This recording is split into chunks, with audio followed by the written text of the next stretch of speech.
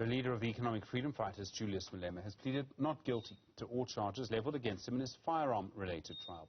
The leader of the Red Berets faces charges of the unlawful possession of a firearm, contravention of the Firearms Control Act, and the illegal possession of ammunition. The charges stem from Malema's allegedly firing of an automatic rifle during the party's 5th birthday celebrations at the Sisa Dukashe Stadium in Mdantsane in 2018. Our reporter, Sipha Kema, is in the courtroom for us now. Sipha, good afternoon to you. What happened in this case today? Well, Stephen, finally, day one of the trial was underway at the East London Magistrates Court, where the state presented its 5 witnesses. So 5 witnesses took to the stand, of course, all witnesses basically testifying to what they saw, and also some of the evidence that was picked up later on. The first to take the stand was actually a retired colonel who was the head of the police station in Mdantsane, who was present on that day at the EFF's 5th anniversary at Sisa Dukashe. He stated that there were a number of security briefings that they went through with the EFF in the province to iron out any security issues and plans with the party. He also spoke about the actual video that was circulating and trending in social media. He stated that he himself, even though he could see 50 meters to the stage where the EFF leader, Julius Malema, was standing, he says he did not see him discharge the firearm. He said maybe it was, and also he did not hear the firearm being discharged. Maybe it was because fireworks were also going off at the same time.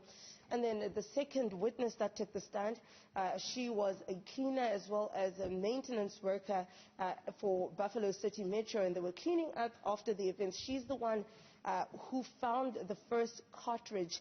She says she took it to one of the disaster management executives or managers rather for the stadium there, who then told her to hand it over to a supervisor. So that too was put into evidence, as the cartridge is evidence to whether or not an automatic rifle was discharged on that day.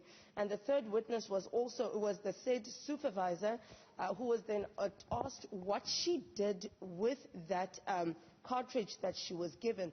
Now, what we saw here, of course, was that the defense was trying to go in between the inconsistencies of the statements and also of the testimonies, but not only that, but of the witnesses themselves, where you had witness number 2 saying that she handed it over to the supervisor. The supervisor told her to put it in the drawer. In the beginning, the supervisor said she took it and put it in the drawer herself. So that's where we see the defense is going right now, nitpicking at the testimonies as well as the statements. And now the fourth witness to take the stand was Captain Swart. He was the investigating officer on the matter. He was also asked about, the cartridge and also the case, the docket rather, that was opened by Colonel Ngwali.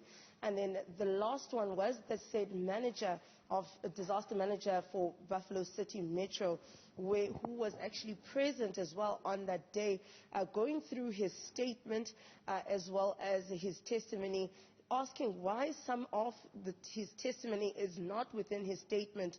So that's exactly what really the defense was doing, Stephen, was trying to discredit some of what was said here on the stand, comparing it, of course, to the statements that were given at that time then in 2018 and in 2019. So that is it from day one. Of course, as you mentioned, also that EFF leader Julius Malema and his bodyguard Adrian Snyman, they pleaded not guilty to all charges brought against them. So tomorrow will be the second day, and we are anticipating some witnesses from the EFF, of course, to come forward and take the stand as well. Sipha Kema, our reporter in that courtroom, thank you very much indeed. More, of course, from her tomorrow, more coverage through the evening.